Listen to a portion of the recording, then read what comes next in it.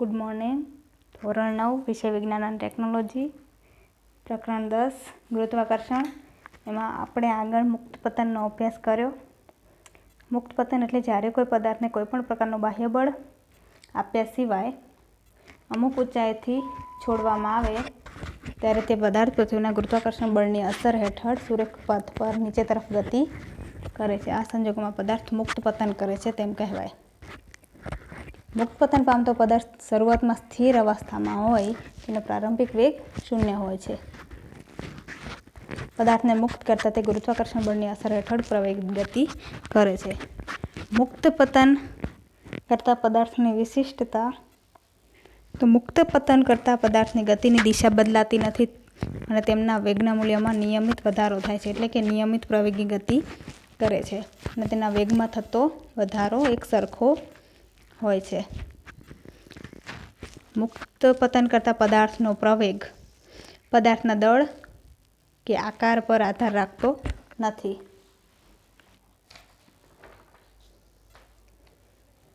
ગુરુત્વ પ્રવેગ જેનું મૂલ્ય પૃથ્વીની સપાટી પર મહત્તમ હોય છે.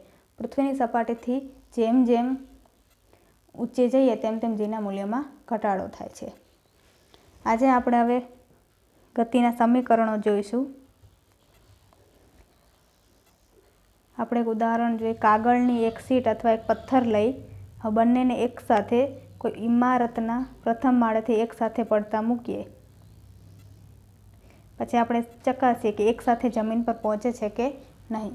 જ્યારે કાગળની એક શીટ અને પથ્થરને ઇમારતના પ્રથમ માળેથી એકસાથે પડતા મૂકવામાં આવે ત્યારે એકસાથે જમીન પર પહોંચતા નથી. કાગળની શીટ પથ્થર કરતાં સહેજ મોડી જમીન પર પહોંચે છે, કારણ કે કાગળની શીટ અને પથ્થર બંને પર હવાનું અવરોધક બળ એક સરખું લાગતું નથી. કાગળની શીટનું ક્ષેત્રફળ વધુ હોવાથી તેના પર પથ્થર કરતાં વધુ અવરોધક બળ લાગે છે. પરંતુ જો શૂન્યાવકાશિત કરેલા એટલે હવા વગરના કાચના વાસણમાં આપણે પ્રવૃત્તિ કરીએ તો કાગળની શીટ અને પથ્થર પર કોઈ અવરોધક બળ ન લાગતા બંને એકસાથે વાસણના તળિયે પહોંચે છે.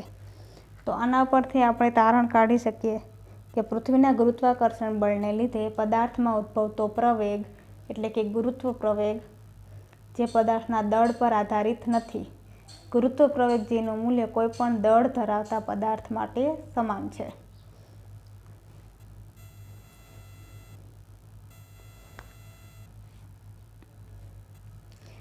અચળ પ્રવેગી ગતિના સમીકરણો. v બરાબર u પ્લસ at. અંતિમ વેગ બરાબર પ્રારંભિક વેગ વત્તા પ્રવેગ ગુણ્યા સમય. સ્થાનાંતર ut વત્તા 1/2 atનો વર્ગ.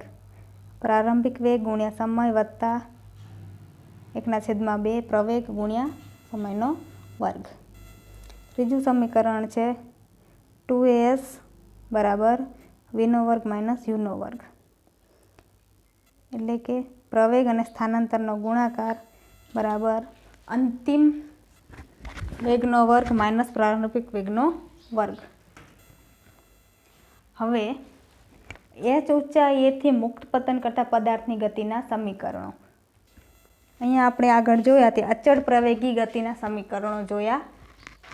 હવે આપણે h ઊંચાઈએથી કોઈ પદાર્થને મુક્ત પતન કરાવીએ તો ત્યારે અચળ પ્રવેગી ગતિના સમીકરણો કેવા હોય એ આપણે જોઈએ. તો મુક્ત પતન કરતો પદાર્થ પ્રારંભમાં સ્થિર હોય છે, તેથી u એટલે પ્રારંભિક વેગ u બરાબર 0 અને તે પૃથ્વીના ગુરુત્વાકર્ષણ બળ હેઠળ અચળ પ્રવેગી ગતિ કરતો હોય છે, તેથી a બરાબર g અને કાપેલ અંતર s બરાબર આપણે h લઈએ, કારણ કે h ઊંચાઈથી મુક્ત પતન કરે છે. તો પ્રારંભિક વેગ 0 હોય તો આપણે અચળ પ્રવેગી ગતિના સમીકરણમાં આપણે પહેલું સમીકરણ જોઈએ v બરાબર u પ્લસ at. તો પ્રારંભિક વેગ h ઊંચાઈ માટે 0 હોય તો u બરાબર 0 થાય. તો આપણને h ઊંચાઈ માટે ગતિનું સમીકરણ મળે v બરાબર gt. તો આપણે એ બરાબર આપણે જી લઈએ, કારણ કે તે પૃથ્વીના ગુરુત્વાકર્ષણ બળ હેઠળ અચળ પ્રવેગી ગતિ કરે છે. તેથી વી બરાબર gt. હવે સ્થાનાંતર, તો તે h ઊંચાઈથી મુક્ત પતન કરાવીએ માટે તે h જેટલું સ્થાનાંતર કરે છે. એટલે આપણે એસની જગ્યાએ આપણે ત્યાં h કરીએ અને પ્રારંભિક વેગ 0 હોવાથી u બરાબર 0, તો પહેલું પદ નીકળી જાય એટલે 1/2 અને એ બરાબર આપણે જી લઈએ, તો ah બરાબર 1/2 gt નો વર્ગ. ut પદ આખું નીકળી જાય કારણ કે પ્રારંભિક વેગ 0 હોય છે. હવે આપણે આગળ જોઈ, પ્રારંભિક વેગ 0 માટે u નો વર્ગ, એ પદ નીકળી જશે અને એ બરાબર આપણે જી લઈએ અને s બરાબર h, તો આપણને ત્રીજું સમીકરણ મળે 2gh બરાબર v નો વર્ગ. તો h ઊંચાઈથી મુક્ત પતનના ગતિના સમીકરણો v બરાબર gt, h બરાબર 1/2 gt નો વર્ગ, 2gh બરાબર v નો વર્ગ. હવે આપણે આગળ જોઈએ કે જ્યારે પદાર્થને ઉધ્વ દિશામાં ગતિ કરાવીએ તો ગતિના સમીકરણો. હવે જ્યારે પદાર્થને જમીન પરથી ઉધ્વ દિશામાં ફેંકવામાં આવે ત્યારે તે ગુરુત્વાકર્ષણ બળની વિરુદ્ધ દિશામાં ગતિ કરતો હોવાથી પદાર્થ પ્રતિ પ્રવેગી ગતિ કરે છે. તેનું મૂલ્ય 9.8 મીટર પર સેકન્ડ સ્ક્વેર હોય છે, પરંતુ તેની દિશા ગુરુત્વ પ્રવેગની દિશા કરતાં વિરુદ્ધ હોય છે, તેથી ઋણ લેવામાં આવે છે. એટલે કે ગુરુત્વ પ્રવેગનું મૂલ્ય ઋણ લેવામાં આવે છે -g. આવા કિસ્સામાં બાહ્ય બળ આપીને પદાર્થને ઉધ્વ દિશામાં મોકલવામાં આવતો હોવાથી પ્રારંભિક વેગ u શૂન્ય હોતો નથી. મહત્તમ ઊંચાઈએ પહોંચ્યા પછી તે ક્ષણભર સ્થિર થતો હોવાથી તેનો અંતિમ વેગ v શૂન્ય હોય છે. તેથી v બરાબર આપણે શૂન્ય લઈએ. પદાર્થ ઉધ્વ દિશામાં મહત્તમ અંતર s બરાબર h જેટલું અંતર કાપે એટલે આપણે એસની જગ્યાએ આપણે h લઈએ અને પ્રવેગનું મૂલ્ય -g, કારણ કે ગુરુત્વ પ્રવેગની વિરુદ્ધ દિશામાં હોય છે, અને v બરાબર શૂન્ય મૂકીએ તો આપણને u - gt મળે. અચળ પ્રવેગી ગતિના સમીકરણો v - u પ્લસ at. અહીંયા આપણે v બરાબર શૂન્ય લેવાનું, કારણ કે અમુક મહત્તમ ઊંચાઈ પહોંચ્યા પછી તે ક્ષણ પર સ્થિર થતો હોવાથી તેનો અંતિમ વેગ v શૂન્ય થાય છે, અને એનું મૂલ્ય આપણે -g લઈએ તો u માઇનસ આપણને gt મળે. તેથી u બરાબર gt આપણને પહેલું સમીકરણ મળે. આપણે બીજું સમીકરણ જોઈ, s બરાબર h, કારણ કે h જેટલી ઊંચાઈએ જાય છે એટલું સ્થાનાંતર કાપે છે, ut વત્તા 1/2 at નો વર્ગ. તો પ્રારંભિક વેગ તો છે જ, માટે ut -1/2 gt નો વર્ગ, કારણ કે આપણે એનું મૂલ્ય -g લઈએ છીએ. તો આપણને મળે h બરાબર ut -1/2 gt નો વર્ગ. ત્રીજું સમીકરણ જોઈએ તો 2as બરાબર v નો વર્ગ માઇનસ u નો વર્ગ, તો આપણને મળે 2gh બરાબર u નો વર્ગ. તો એની બરાબર આપણે -g મૂકીએ તો -2gh બરાબર -u નો વર્ગ. બંને બાજુથી માઇનસ નીકળી જાય, આપણને મળે 2gh બરાબર u નો વર્ગ. તો આ રીતે આપણે અચળ પ્રવેગી ગતિના સમીકરણો, h ઊંચાઈથી મુક્ત પતન કરતા પદાર્થની ગતિના સમીકરણો અને ઉધ્વ દિશામાં ગતિના સમીકરણો જોયા. દ્રવ્યમાન પદાર્થમાં રહેલા દ્રવ્યના જથ્થાને પદાર્થનું દળ કહે છે. તેનો SI એકમ કિલોગ્રામ છે. આપણે દળનું માપન સાદી તુલા વડે કરવામાં આવે છે.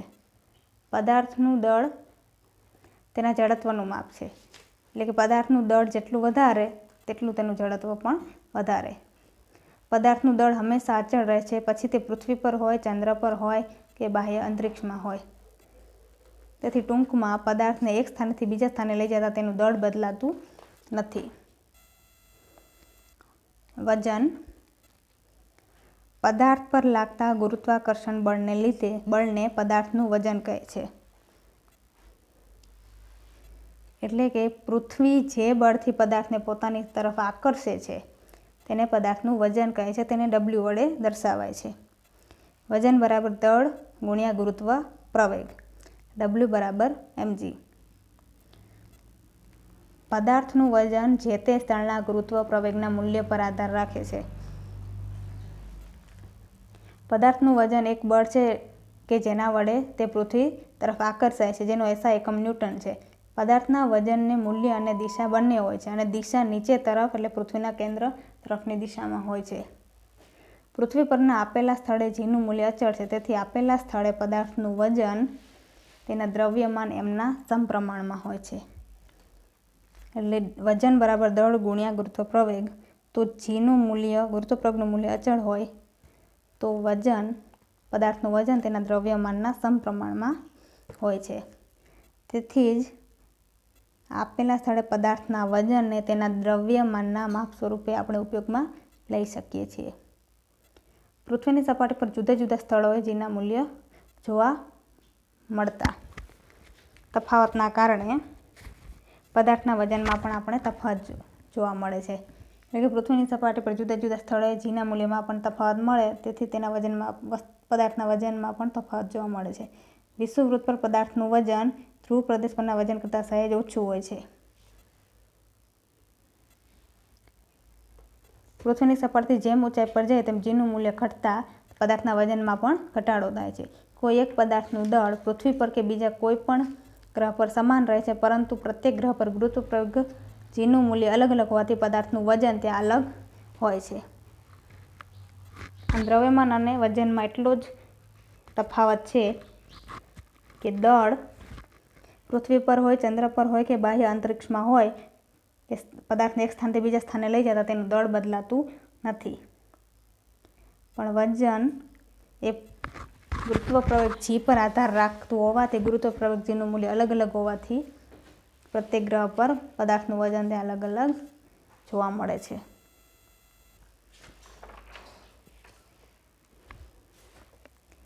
પદાર્થની સપાટી પર લંબરૂપે લાગતા બળને ધક્કો કહે છે. ધક્કો એક વિશિષ્ટ પ્રકારનું બળ છે. તેનો SI એકમ ન્યૂટન છે. ધક્કો સદિશ રાશિ છે. ધક્કાની અસરનો આધાર તે પદાર્થના કેટલા ક્ષેત્રફળ ઉપર લાગે છે તેના પર છે. દાખલા તરીકે કોઈ બુલેટિન બોર્ડ પર એક ચાર્ટ લગાવવો હોય તો તે કાર્ય કરવા માટે ડ્રોઈંગ પિનને અંગૂઠા વડે દબાવવી પડે છે. આ સ્થિતિમાં પિનના શીર્ષની સપાટીના ક્ષેત્રફળ પર બળ લગાડવામાં આવે છે, પણ આ બળ પિનની અણી પરના નાના ક્ષેત્રફળ પર લાગે છે, જે બોર્ડની સપાટીને લંબરૂપે હોય છે. પરિણામે ડ્રોઈંગ પિન સહેલાઈથી બોર્ડમાં લાગી જાય છે અને ચાર્ટ બોર્ડ પર ચોંટી જાય છે. બીજું ઉદાહરણ, જ્યારે કોઈ વ્યક્તિ ઢીલી રેતી પર ઊભી હોય ત્યારે તેના પગ રેતીમાં ઊંડે સુધી ઘૂસી જાય છે, પણ તે વ્યક્તિ જ્યારે તે જ રેતી પર સૂઈ જાય તો વ્યક્તિનું શરીર રેતીની અંદર પગના જેટલું ઘૂસતું નથી. બંને સ્થિતિમાં રેતી પર લાગતું બળ વ્યક્તિના શરીરનું વજન છે, જે સમાન છે.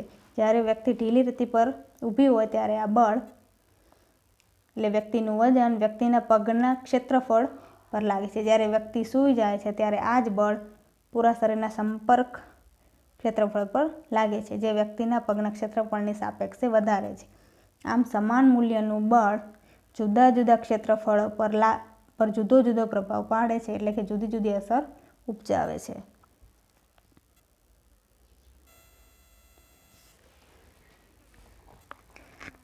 દબાણ. પદાર્થની સપાટી પર એકમ ક્ષેત્રફળ દીઠ સપાટીને લંબરૂપે લાગતા બળને કે ધક્કાને તે સપાટી પર લાગતું દબાણ કહે છે. દબાણ બરાબર બળ ભાગ્યા ક્ષેત્રફળ F/A. દબાણ અદિશ રાશિ છે અને તેનો એકમ પાસ્કલ છે. દબાણનો SI એકમ ન્યૂટન પર મીટર સ્ક્વેર છે. ફ્રેન્ચ વિજ્ઞાની પાસ્કલના માનમાં એકમને પાસ્કલ વડે પણ દર્શાવાય છે. 1 પાસ્કલ બરાબર 1 ન્યૂટન પર મીટર સ્ક્વેર. પદાર્થની સપાટી પર એકમ ક્ષેત્રફળથી સપાટીને લંબરૂપે લાગતા બળ અથવા ધક્કાને તે સપાટી પર લાગતું દબાણ કહે છે. તેથી આપણે કહી શકીએ કે બળ F માટે જો ક્ષેત્રફળનું મૂલ્ય ઘટાડવામાં આવે તો દબાણનું મૂલ્ય વધે છે, કારણ કે ક્ષેત્રફળ દબાણના વ્યસ્ત પ્રમાણમાં છે. તેથી ક્ષેત્રફળનું મૂલ્ય ઘટાડવામાં આવે તો દબાણનું મૂલ્ય વધે. કાપવા માટે વપરાતા ઓજારો જેવા કે છરી, ચપ્પુ, કુહાડીની ધાર તીક્ષ્ણ રાખવામાં આવે છે. ટાંકણી, ખીલ્લી વગેરેની અણી તીક્ષ્ણ રાખવામાં આવે છે, જેથી તેમના પર ઓછું બળ લગાડતા આ બળ તેમની અણીના નાના ક્ષેત્રફળ પર લાગે અને વધુ દબાણ ઉત્પન્ન કરે. જો ક્ષેત્રફળનું મૂલ્ય વધારવામાં આવે તો દબાણનું મૂલ્ય ઘટે છે.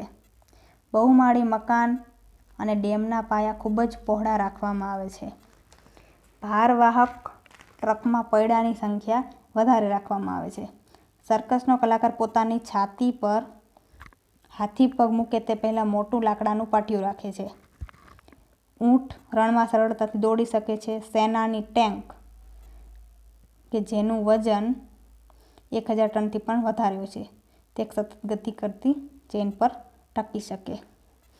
આમ ક્ષેત્રફળનું મૂલ્ય વધારવામાં આવે તો દબાણનું મૂલ્ય ઘટે છે, પણ જ્યારે ક્ષેત્રફળનું મૂલ્ય ઘટાડવામાં આવે તો દબાણનું મૂલ્ય વધે છે.